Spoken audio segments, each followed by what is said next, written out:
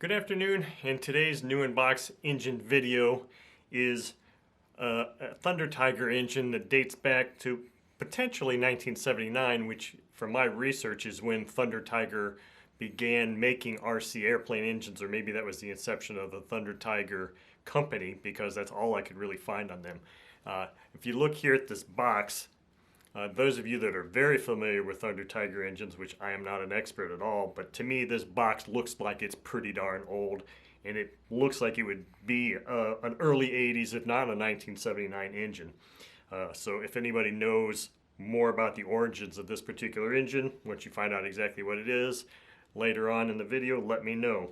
But this is a Thunder Tiger engine, and I think it's very interesting to see the price on this. It says now $26.99, and the list price was $39.95. So that's telling you something. What is this engine? It's a 15 Mark V RC with muffler.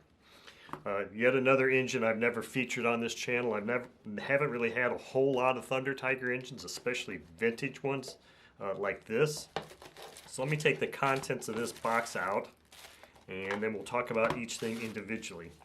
So the first thing that I see here is this little safety instructions and warnings. And the size and look and feel of this is very indicative of those little safety instructions and warnings not stickers, but single page sheets or little pamphlets that you would find in an OS engine from the mid 80s, or I don't know what generation, but a lot of the older OS engines had this same type of thing, a separate thing that said safety instructions and warnings, which to me seems to me that maybe they were, in cahoots. Maybe Thunder Tiger is an offshoot of some engineers from OS.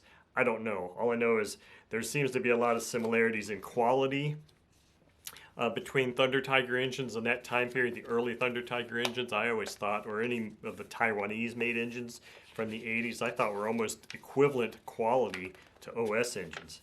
Now here we've got the main instruction sheet, which is showing a 20, 25, 20 RC, 25 RC, a 10 RC, the 15 RC, which is what I've got here, and then it says 20, 25, 15, and 10 standard. Looks like those are control line engines. So this is the instruction sheet. Pretty basic, not a whole lot going on here. I like the fact that the parts list is actually an image, which is kind of nice. And not a whole lot going on there. So here we've got our exhaust and needle valve, which just so happens to be in there.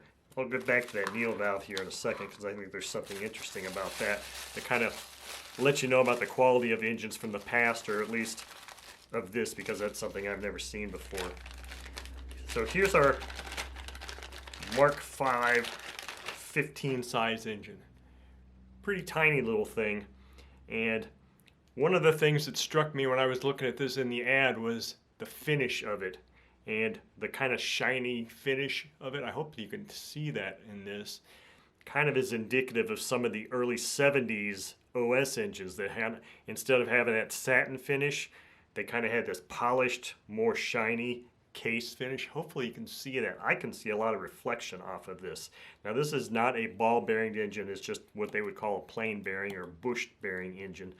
But I thought was interesting was the shape of that, because that almost kind of looks like those the openings of the exhausts of engines before they had mufflers, or before they installed exhausts on them.